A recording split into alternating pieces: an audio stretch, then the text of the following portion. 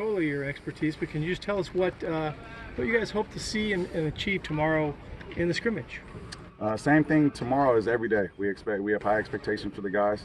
We hope to see a physical style of play, guys making plays, and we hope to see retention of what we learned throughout practices. We've got a lot of the playbook in. We have a lot of understanding of what drills should look like. So we just hope to see that growth. You know how many plays or what the format will be? I do not know the plays or the format. My guys don't either, and they're just prepared to play anything. They're expected to make plays no matter what's called. Early on, there were a lot of big plays by your receiving core, especially the new guys, but they seem to be a little bit harder to come by in the last couple of days. What do you attribute that to? We see deep plays, we see short plays. We're working on things we're installing. Some days we're installing screens, some days we're installing more heavy run game, different personnel, different formations. So, whatever plays are called, we expect our guys to make plays, and be aggressive to the ball. And if it's called our way to go make a block, we're expected to make that block as well. So we have different things installed, throughout camp. Some days we have focused on the deep ball, some days we're focused on shorter routes. So, we see a little bit of everything out here. Okay. Who are you looking at that you're seeing a big receiving core? 2 or 3 that are jumping out that have had good camps. I think the thing about our receiver core right now, guys flash at different times. You see Starling making plays out here, Tobias and Tron are making plays every day. Keon Graves have been a good addition to the room. Those guys are flying around, and we see flashes every day. So now the challenge is to be consistent. Who's going to do that every day? Not just one day, not just here and there, but every day. So we're looking to see consistency out of the group and that leadership to continue to emerge. Is this the fastest receiver group you've coached?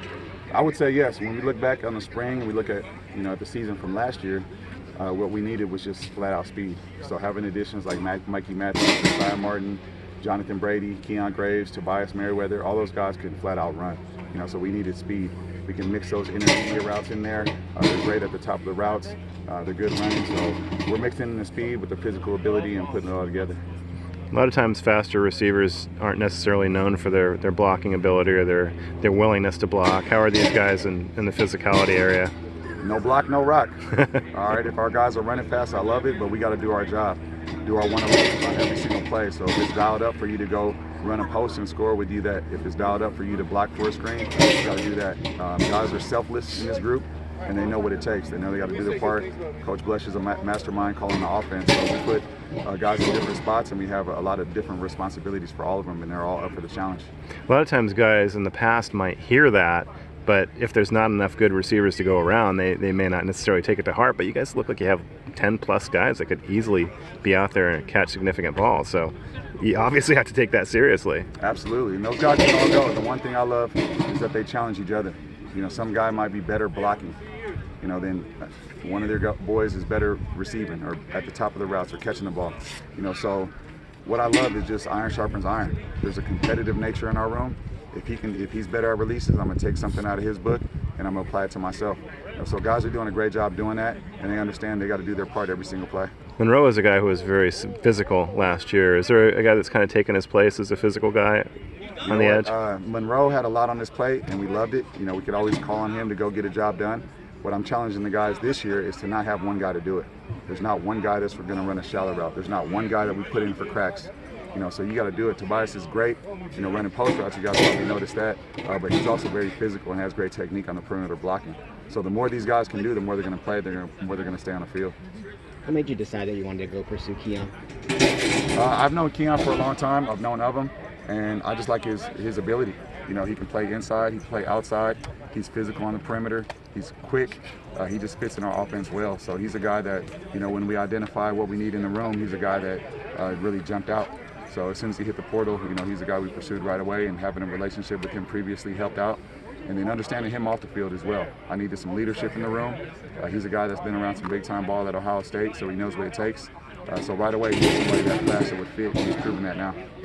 We're talking to Mason today. How would you describe his path up to this point in his career? Mason's focused right now. If you talk about striving through adversity, he's the definition of it. He's seen everything. He has some great leadership. He knows his role. He brings along the young guys, and he's on a mission right now. He wants to prove what he can do and what he knows he can do. So he's doing that every single day, improving. He's picking apart one thing in his game that he needs to work on every day, and he's doing that. So we see constant rise, constant work out of him, and we love his leadership. How does Tron fit into the picture? Because it looked like he was playing a lot of the slot today. How does he kind of fit in the overall picture for you guys? Absolutely. Well, Tron's a guy that is really self-made. Came in here as a walk-on, had one opportunity to walk on at Dixie State. Glad he came here. And last year he made his name in the slot. So we wanted to move him on the outside a little bit to work his ability, work his releases, be physical, understand that he has that part of his game. We knew he could play the slot, so he's a guy that he knows the whole playbook. He's great with the drawings, with the leadership in the meeting rooms. And then coming out here, it's easy to just put him in the slot, put him outside, move him around. So, he's flashing the slot. That's where he's more natural. So we're able to move him around. But that's when the offense gets dangerous, when we can put guys on the left side, right side in the slot. I teach concepts. We teach concepts as an offense, and it works out well because we can move guys around and make the defense guess. Thanks, bro. All right.